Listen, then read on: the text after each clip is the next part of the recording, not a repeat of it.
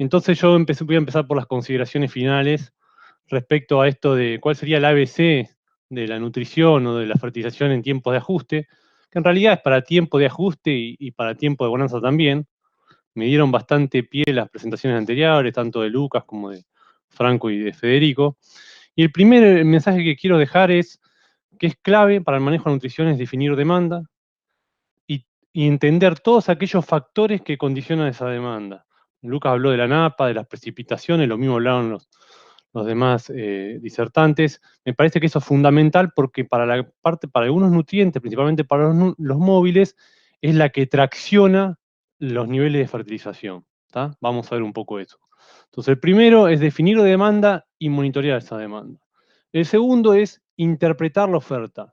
E interpretar la oferta no es solo hacer ese análisis inicial, esa foto que tenemos de nutrientes, sino también poder sumarle algunos otros aspectos. Algo hablaron del cultivo antecesor, algo le voy a mostrar del efecto de poder medir un poco la mineralización como otras fuentes de nitrógeno y de fósforo y de azufre principalmente para los cultivos. Entonces, definimos demanda, mejoramos la interpretación de la oferta y el tercer punto es monitorear esa oferta y demanda durante el ciclo de cultivo. O sea, tenemos que dejar de usar modelos diagnósticos que sean estáticos, porque sabemos que la demanda no es estática durante el ciclo de cultivo. Nosotros redefinimos un rendimiento objetivo ahora, en agosto, septiembre, y posiblemente en noviembre cambien esas expectativas de rendimiento. Entonces, ¿cómo acoplamos ese cambio de demanda con el cambio de oferta que podemos llegar a lograr? Entonces, nos vamos a concentrar y vamos a ver cómo construimos estas tres consideraciones. Entonces, en primer término es definir demanda. Imagínense que ustedes tienen dos cultivos de maíz o dos ambientes dentro de la misma zona, y en uno quiero producir 8 toneladas de maíz, ahí aparece, con 7% de proteína, y el de al lado quiero producir las 12 toneladas de maíz con 7% de proteína. En esa planta en promedio, esto surge de varias investigaciones, van a tener que ingresar en unas 160 kilos de N, eso es lo que va a tener que entrar en promedio en la planta, mientras que en la de al lado va a tener que entrar 240 kilos de N. Esto es lo que necesita absorber. Muchas veces ustedes lo van a ver como requerimiento, ¿tá? Total para producir esa demanda. Ahora, en el suelo, ustedes recuerden que siempre va a tener que haber más de lo que tiene que ingresar a la planta. ¿Tá? ¿Cuánto más? Y lo que absorbe la eficiencia de captación es entre el 50 y el 60% en promedio. Entonces nosotros lo que decimos es que en el sistema, para el maíz ese de 8 toneladas, tienen que haber unos 240 kilos de N, no se asusten, vamos a ver de dónde viene ese nitrógeno, y en el otro de 12 toneladas de maíz, como en promedio la red a usted le daba 13 toneladas, pero vamos a poner en 12 toneladas de maíz, tiene que haber en el sistema 360 kilos de nitrógeno. ¿Tá? Esto lo que me está diciendo que en promedio, para producir una tonelada de maíz, necesito que haya en el sistema entre 30 a 32 kilos de N, el cual va a absorber una parte proporcional a la planta y con eso va a construir esa tonelada con ese porcentaje de nitrógeno en grano.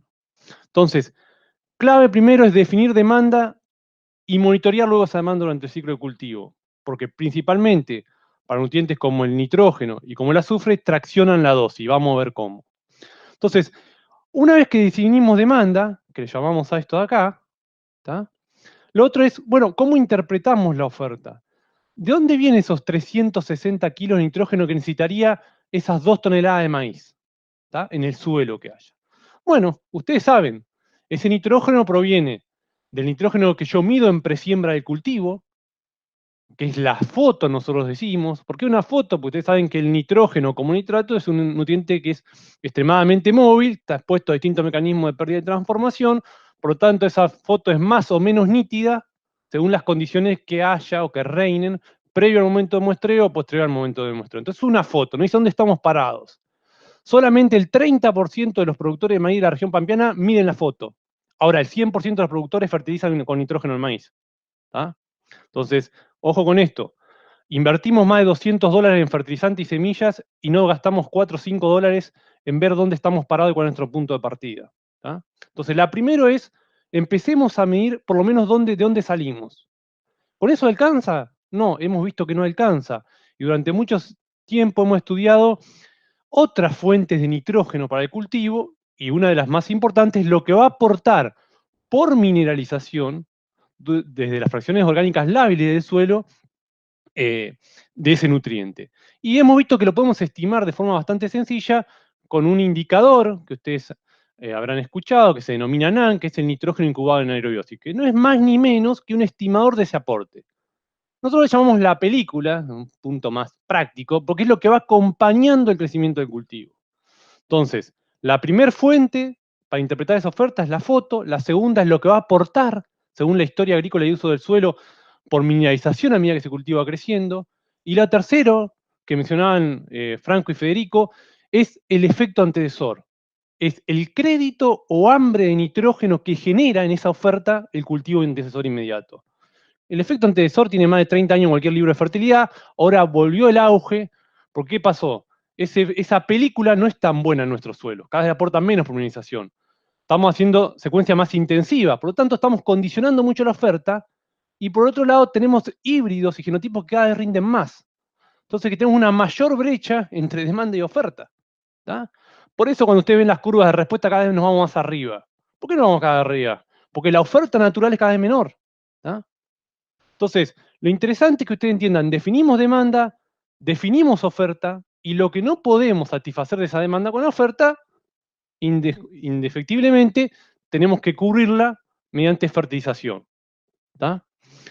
Entonces, pongámosle algunos números a estas ofertas.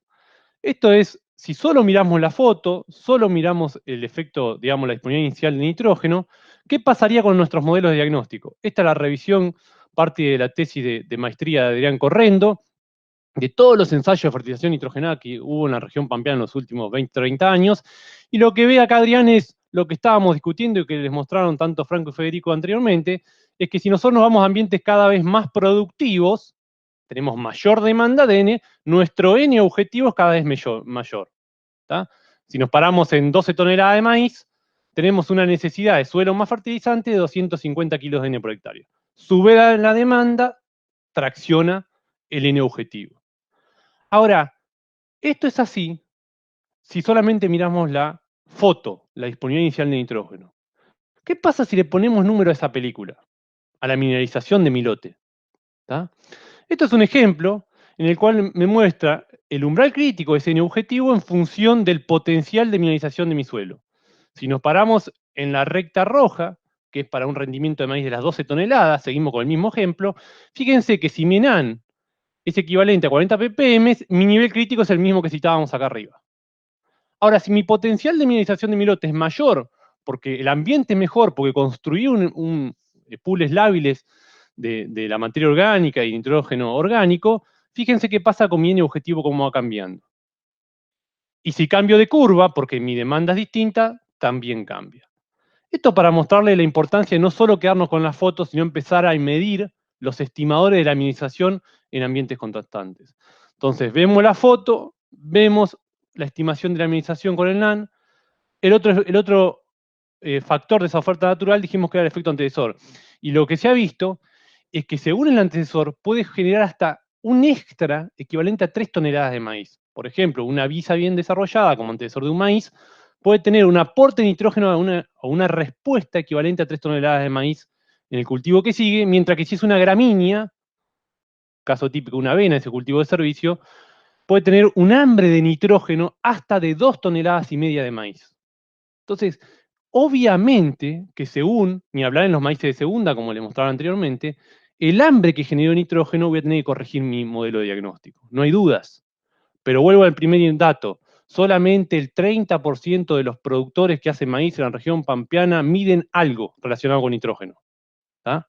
Pero fertilizan todos. Entonces, si no hacemos nada, miramos la foto. Si hacemos algo, empecemos a medir mineralización y usemos, obviamente, el efecto y consideremos el efecto de cultivo antecesor. Ahora, esta película ustedes dirán, pero es muy distinta a la mineralización de mi lote en Nahuel acá en el sur de Santa Fe o en toda la región que abarca el CREA sur de Santa Fe. Y yo acá les muestro un resumen de la base de datos del Laboratorio de Suelo Fertilado, del cual formo parte del grupo de investigación. Y fíjense que de 1.340 muestras, acá hay para distintas zonas, zona de núcleos donde estamos hoy, CREA sur de Santa Fe, en promedio la mineralización es equivalente a 40 ppm, pero tenemos lotes que tienen menos de 20 y lotes más de 60 ppm, como pool. ¿Eso qué implica desde el punto de vista cuántos kilos más se mineralizan o menos? Bueno, hay algunos coeficientes, esto para zona norte, que es donde estamos hoy, maíz de siembra temprana, que me dice por cada ppm que me informa el laboratorio se mineralizan 3,6 kilos más o menos de nitrógeno. O sea, ese pool que nosotros veíamos van a aportar 3,6 kilos más de N o menos de N. Esto en términos prácticos, ¿qué implica? Que una diferencia de 10 ppm que yo tenga entre ambiente y lote son 800 a 1000 kilos más o menos de maíz que voy a producir por esa fuente de N. ¿Tá? Si yo tengo un NAND de 60, no es lo mismo que tener un NAND de 30 en mi ambiente. Ni hablar si es un ambiente de 30 de NAND con alto potencial, porque claramente tengo que acompañar esa demanda con más nitrógeno. ¿Tá? Entonces, hasta acá lo que traté de marcarle es la importancia de definir la demanda, cómo interpretamos la oferta para nitrógeno. Ahora, una vez que, si bien el nitrógeno, como le mostraba Lucas y tanto Federico y Franco, es el principal nutriente que limita la producción del maíz en la región pampeana, no tenemos que olvidar de los demás. ¿Tá? Y de los demás vamos a hablar rápidamente y mencionarle de vuelta. Concentrémonos en la interpretación, pero para fósforo. La interpretación para fósforo, al igual que para N, la clave es hacer diagnóstico, la clave es medir fósforo. Y tenemos métodos calibrados, que es el método Bray, que medimos los primeros 20 centímetros de suelo, y acá lo que les muestra es los umbrales críticos para distintas texturas. Concéntrense en este que está en amarillo, que son apludoles típicos de esa zona, y en el cual, ¿qué me está diciendo esto? Me está diciendo que si yo en mi lote tengo menos de 11 ppm de fósforo Bray, tengo una alta probabilidad de respuesta, estimada en cierta forma con esto que está en el eje Y, que es el rendimiento relativo.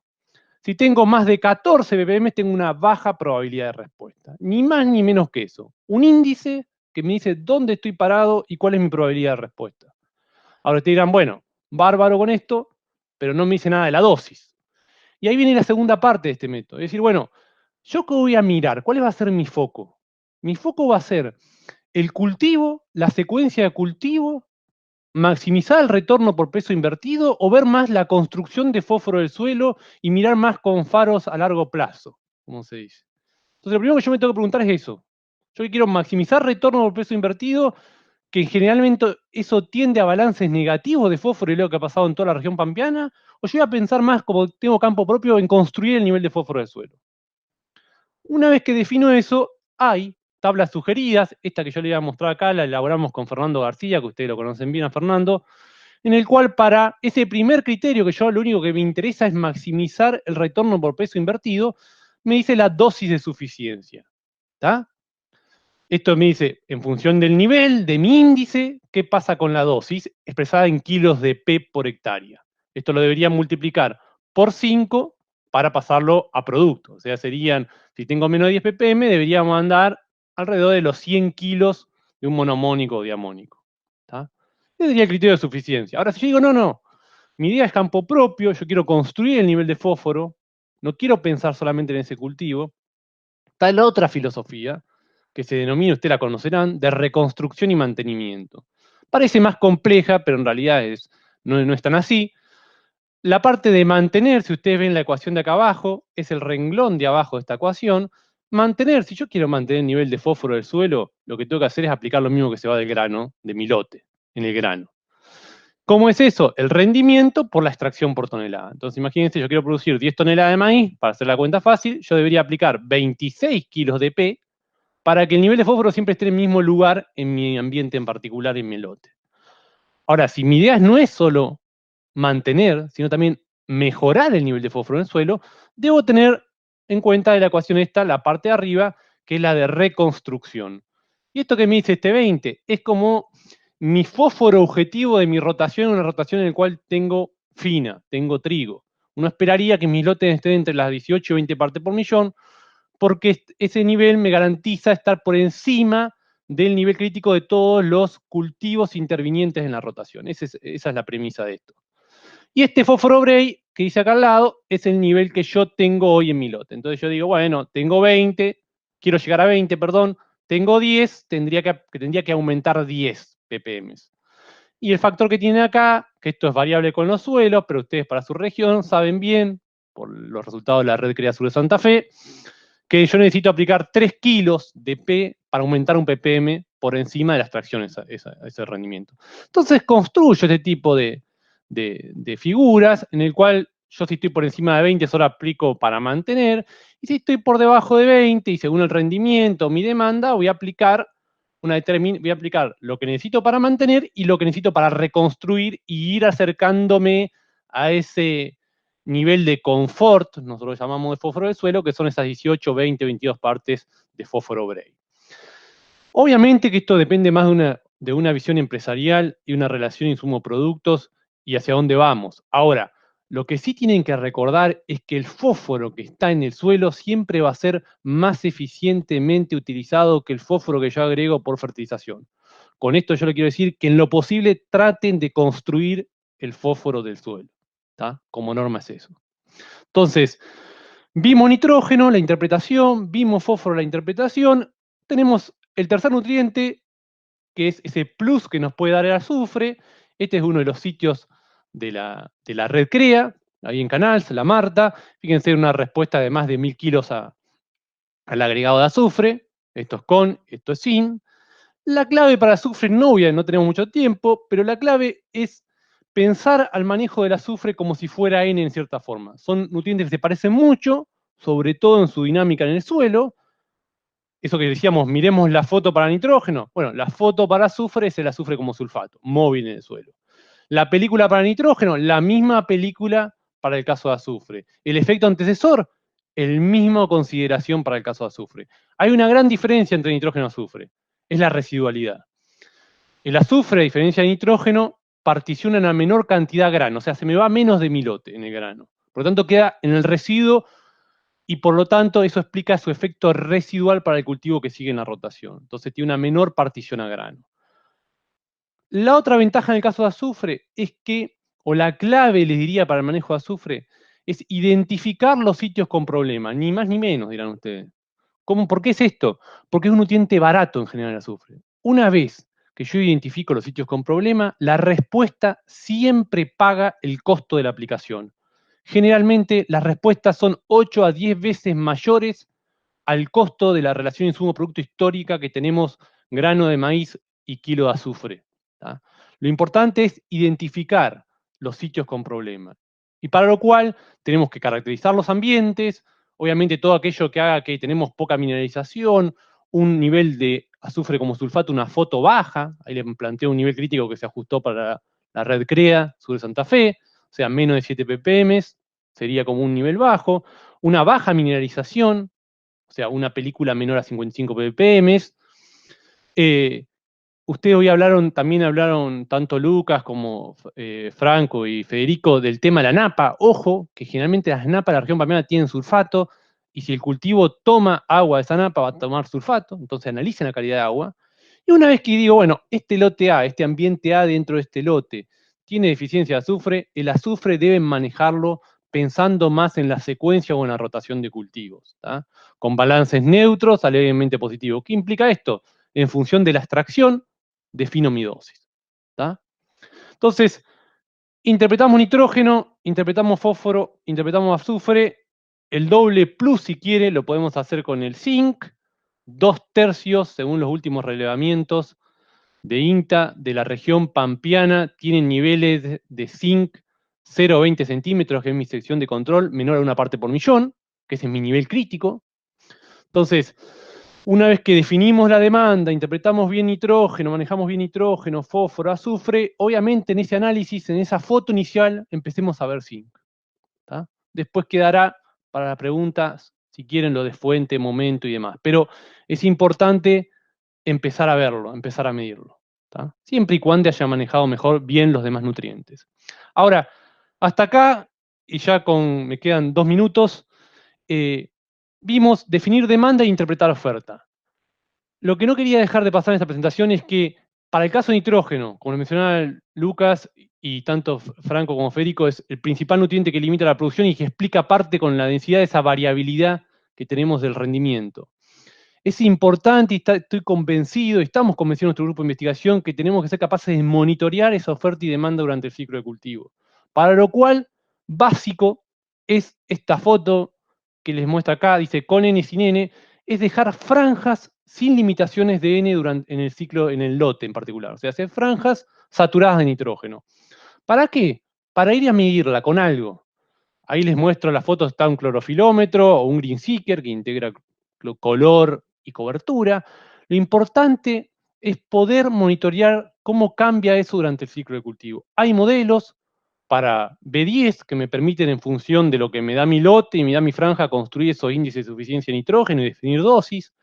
Estamos también pensando en hacer monitoreos más avanzados, esto es en R1, dado que se ha visto y está bastante estudiado que los híbridos modernos acumulan una gran proporción de nitrógeno posfloración.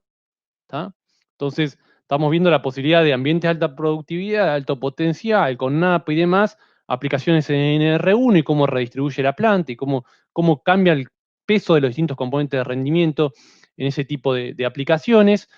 Pero lo importante de esto es, si ustedes dicen, no, pero Nahuel, yo no tengo SPA, no tengo Green Seeker, no importa, usen el ojo. Ustedes van a monitorear enfermedades, van a monitorear maleza. Bueno, no se olviden de monitorear la nutrición. Tenemos que ir por modelos de diagnóstico que sean dinámicos. ¿Tá? Tenemos que ir por eso. Es difícil cambiarlo, solamente mostramos el 30% de los suelos, vuelvo a decir lo mismo, pero tenemos que tender a aspirar a esto, a seguir cómo cambia esa oferta y demanda durante el ciclo de cultivo. Y al final, si no pude hacer bien las cosas o me quedaron dudas, siempre tengo el monitoreo final, nosotros lo llamamos, que es el análisis de grano. El análisis de grano es como el post-mortem, ya está, ya pasó, ya hice bien o hice mal las cosas. Pero sí me permite saber bueno, ¿dónde estuve parado durante esa campaña? Por ejemplo, para nitrógeno, si nosotros analizamos el grano y nos da menos de 1,2% de nitrógeno, nos va a decir que el nitrógeno nos quedamos cortos durante ese ciclo de cultivo, tenemos que repensar para la próxima campaña. Si tenemos menos de 0,25 de fósforo, nos va a decir que nos quedamos cortos de fósforo, y si tenemos menos 0,11% de azufre, nos va a decir que tuvimos problemas de azufre. Es muy fácil el muestreo y me permite saber, bueno, esa foto final, cómo quedé. ¿Tá? Les dejo, usted tiene esta presentación, algunos valores orientativos de otros nutrientes, no solo de NPS, de esa foto final del ciclo de cultivo. Entonces, ya para terminar, y no complicarlos más, volvemos a las consideraciones finales que habíamos planteado al inicio. Fíjense la importancia de vuelta, definamos demanda, mejoremos la interpretación de la oferta, hay muchísima información disponible, ¿tá? Tenemos que aplicarla, tenemos que bajarla de los trabajos de investigación a los lotes de producción, y por último, no se olviden que hay que monitorear, ¿tá? Nosotros estamos tomando una decisión hoy, 3 meses y medio de cuando se define el rendimiento de cultivo de maíz, prácticamente. Muchos ya están muestreando para maíz en esa zona, ¿tá? Entonces, ojo con eso, tratemos de usar herramientas de monitoreos. En síntesis, tenemos que hacer más y mejores diagnósticos si queremos ser eficientes y efectivos en el uso de los nutrientes. Bueno, por mí quedo para algunas preguntas y muchas gracias por la atención y gracias por la invitación a la gente a CREA. Gracias, Nahuel. Impecable, muy concreto. La verdad que además con los tiempos justos. Tenemos un espacio, unos minutitos para algunas preguntas que nos han llegado, que nos llegaron un montón en realidad. ¿Hay alguna pregunta por parte, arrancando por nitrógeno, con respecto al NAM? Si tenés, ¿qué pasa si lo mostrás, se puede mostrar ya ahora o hay que mostrarlo más adelante? ¿Qué pasa si yo en el medio? ¿Sirve si yo hago una fertilización de base ahora y fertilizo y muestro el NAM más adelante? Sí, perfecto, Santiago. En general, lo recomendable es para muestreo, para NAN, como para cualquier otro, digamos, para NAN o para nitrógeno nitrato, es que los lotes no estén fertilizados. Porque lo que yo estoy midiendo es amonio, entonces voy a tener una contaminación de la muestra. Entonces, debo muestrear sobre lotes que no estén fertilizados, como norma.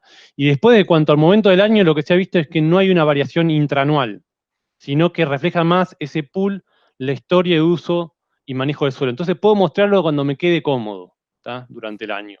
Siempre nosotros recomendarlo, muestrearlo, sumarlo a la muestra cuando hago fósforo, medirlo ahí en esa misma muestra, pero no hay problema de la época del año. Si hago este año NAM para maíz, lo puedo usar el año siguiente que para trigo el mismo valor. Debo mostrarlo cada 2 o 3 años en general. Perfecto. Siguiendo con nitrógeno y todo, ¿cuán medido está en esos lotes que tenemos con la napa muy cerca? Que después llueve y que tenemos lavado y a su vez ascenso y descenso de napa. ¿Está medido ahí cuánto nitrógeno se puede ir un porcentaje de lo que yo mido hoy y después lo que pase, cuánto perdí? Es muy difícil, esa pregunta siempre está todos los años, digamos. Ujú. Pero, digamos, si hay algo difícil en nitrógeno es evaluar las pérdidas por lixiviación, porque los medios son poco prácticos, es muy difícil de medirlo, ni hablar cuando tenemos napa. Una complicación adicional a eso que mencionabas, no tengo la respuesta exactamente, sinceramente, y no creo que esté, pero lo que sí es interesante es que a veces las napas nos llevamos sorpresa que tienen nitratos. Entonces, que lo cual más vale que no se entere nadie, ¿no? Pero por lo menos habría que, si tenemos napa y sabemos que el cultivo está tomando la napa, medir sulfato, medir nitratos. Igualmente, para satisfacer la demanda diaria de un cultivo de maíz, la napa debería tener bastante nitrógeno, digamos, tendría que tener bastante nitrógeno, ¿está? Pero es muy difícil esa estimación que vos decís. Lo primero que haría es ver si sospecho de algún tipo de movimiento por lixiviación, tendría que hacer un muestreo más en profundidad y ver hasta dónde se pudo haber movido ese nutriente, ¿está? Pero no hay una estimación, es muy variable. Bien, a riesgo de decir una obviedad, pero tiene que ver con algunas preguntas que llegaron, tu recomendación es no hacer toda la fertilización junta, sino hacer una parte y después seguir monitoreando. Eso es, digamos, no hay una receta para eso, depende del ambiente. Si vos me decís Ajá. ambiente con napa o en potencial los mejores bajos del sur de Santa Fe, yo no tendría dudas que para satisfacer esa demanda que usted mostraba en promedio 13 toneladas, pero nosotros hemos tenido en campos de ahí 16, 17 toneladas a nivel de lote. Entonces, en esos ambientes que tengo tanta demanda de nitrógeno, y el fraccionamiento es una muy buena estrategia. Ahora, si yo digo, no, mi expectativa es menor a esa, digamos, bueno, por ahí podría yo jugarme, decir, bueno, aplico todo el nitrógeno temprano, sembrado, como explicaban también Federico y Franco, o sea, incorporado ese nitrógeno, y después no dejar la franja para monitorear, por si cambia esa demanda, esa expectativa de rendimiento, poder corregirla. ¿Por qué? ¿Por qué tengo a favor de eso? De esa demanda demorada en los ciclos modernos de nitrógeno que tenemos, ¿tá? Entonces podríamos tener una mayor ventana de aplicación. La mayor proporción del N lo aplicaría temprano, pero no dejaría de monitorear. Esa es lo que yo recomendaría. Perfecto. Y tengo la última respecto a zinc, que dijiste, de las fuentes, dijiste, después si quieren vemos eso, bueno, Sí, ¿qué fuente digamos, podemos poner? sí, fuentes hay millones de fuentes que contengan zinc. Siempre el zinc, lo recomendable debido a las funciones que tiene la planta es que esté temprano en maíz. Entonces, una fuente que sea una formulación química que vaya a la siembra o el mismo impregnado de la semilla con sus complicaciones, ¿no? Pero eso pasa a otro tema. Funcionan todas bien, en general, pero lo ideal sería que si tenemos bajo valor de zinc, el zinc vaya temprano y lo más cerca de la semilla posible. ¿Está? Eso como Bien, norma. Si yo veo durante el ciclo de cultivo alguna deficiencia de zinc, ¿puedo aplicar un foliar? Sí, podría corregirla, pero si parto de un nivel bajo, lo ideal sería que vaya temprano y puede ir con cualquier formulación, sólida o líquida. bueno, buenísimo. Bueno, nos quedaron varias preguntas que después seguramente se las pueden escribir directamente a Nahuel y él sin ningún problema se las va a poder evacuar.